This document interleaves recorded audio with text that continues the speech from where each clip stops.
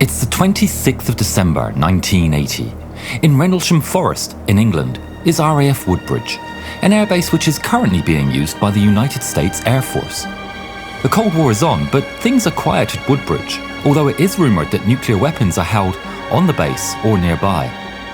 In the dead of night, a security patrol are checking the east gate. They notice something out of the ordinary. There are red and blue lights around 300 metres away in the sky, just above the trees and descending into Rendlesham Forest.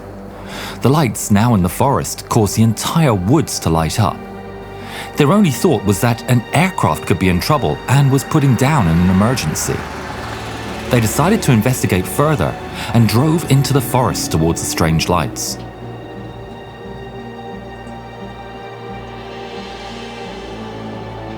Parking up, the two men ventured onwards on foot to what was now a glowing white light which was coming towards them.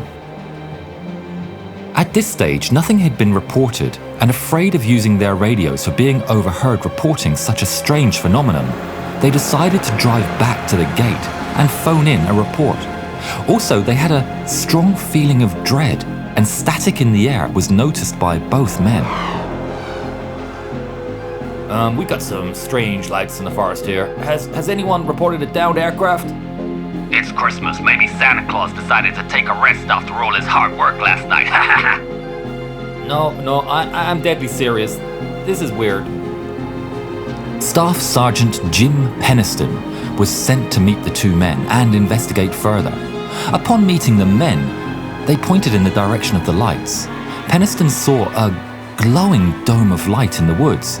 It must be a downed A-10. Quickly, questioning the two guards, he was told no, there was no crash, and that it looked like a UFO had landed in the forest.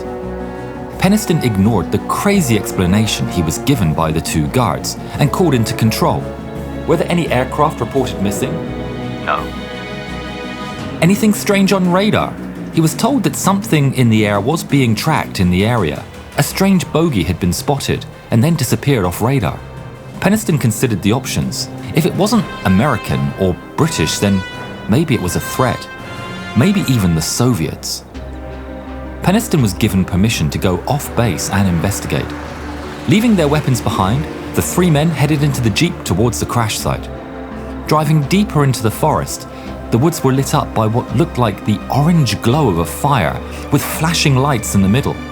They'd gotten about as far as they could in the jeep and radioed in to say they would approach the crash site on foot. On the way, the radios mysteriously stopped working. They were working intermittently, but something was interrupting with them. One man stayed in the jeep, and Penniston and an airman named Burrows headed on foot to the site. While the lights were dancing, there was complete silence. That is, until a scream of a muntjac deer pierced the night. At that point, as if on cue, all the animals in the woods started with a cacophony. The noise continued with the ground shaking, forest animals running away past Penniston. Then it suddenly stopped, and silence returned to the forest. Penniston thought that maybe Burrows was starting to lose it, and went on alone. Emerging into the clearing, what he saw took his breath away. Unable to believe his eyes, he saw an object which seemed to be floating. A force field of milky grey and yellow light surrounded the craft in a dome shape.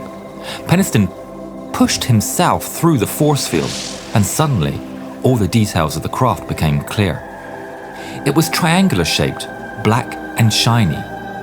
Under the skin of the craft, he could clearly see circular lights blinking in sequence along the side. Random colours and shapes formed and disappeared under the surface.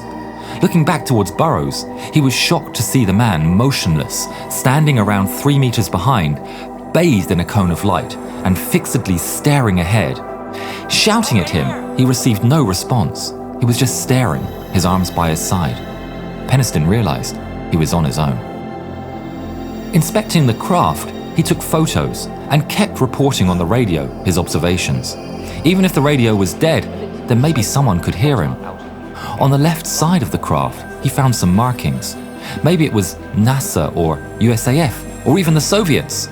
But no, These were like modern representations of Egyptian-looking hieroglyphs.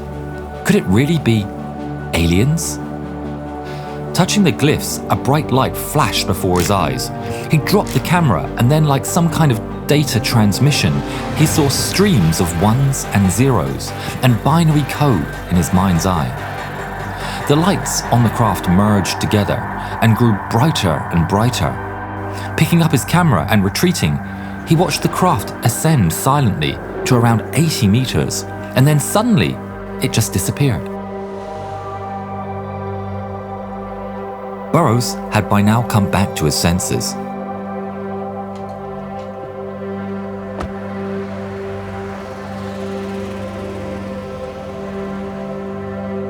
The men went back to the jeep, the three of them reunited. They drove back in silence.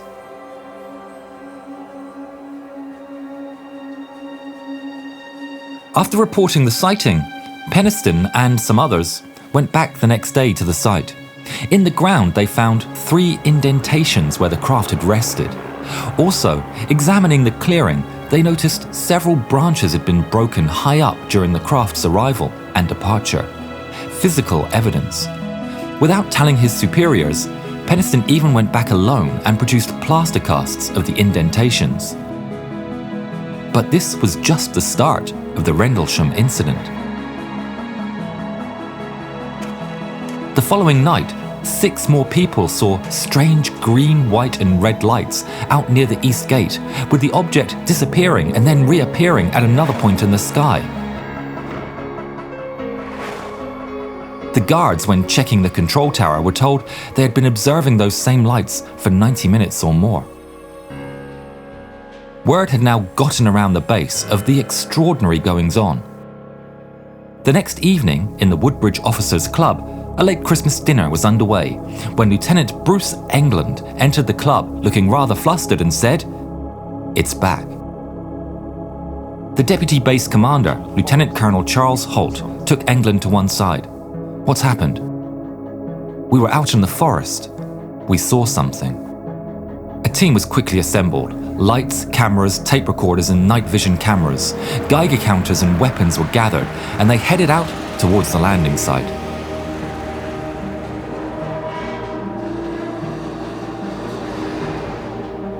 At the site, they found that they couldn't get the arc lights to work, but still went about taking radiation readings, finding the site was about as twice as radioactive as the surroundings. Okay, it's good, sir.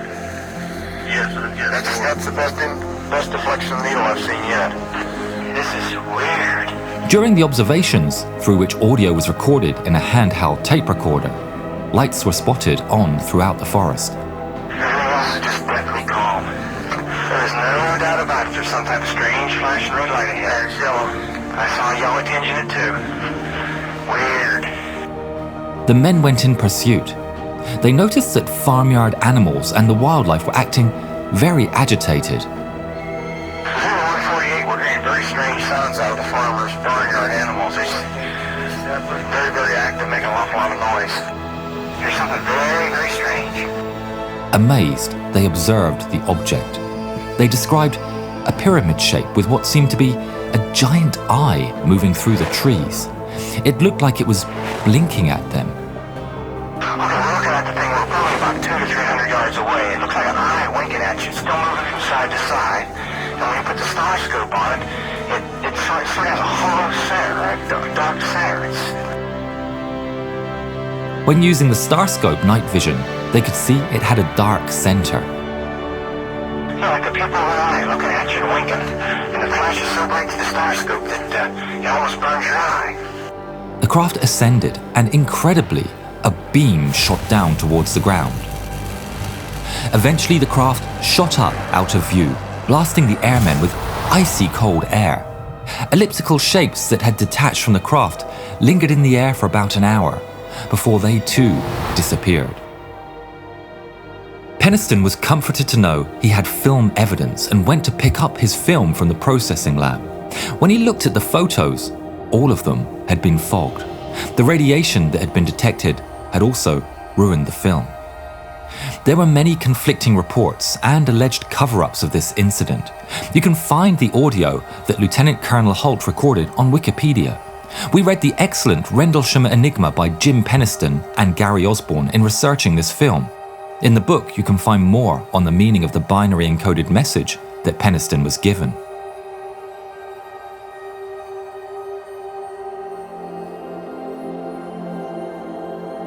Our Yarn Hub mystery dog visited Rendlesham Forest in researching this video. It's possible to walk the route that was taken all those years ago, and there's a campsite nearby. It's changed little in that time, and you can really get a sense of the strange happenings. There's even a reconstruction of the spacecraft that Penniston saw. When we wandered around, we were completely alone. Even in the daytime, the forest has an interesting feel. We decided we'd leave it to others to explore the forest alone at night. We hope you like this video. Please subscribe, like and share. Thank you.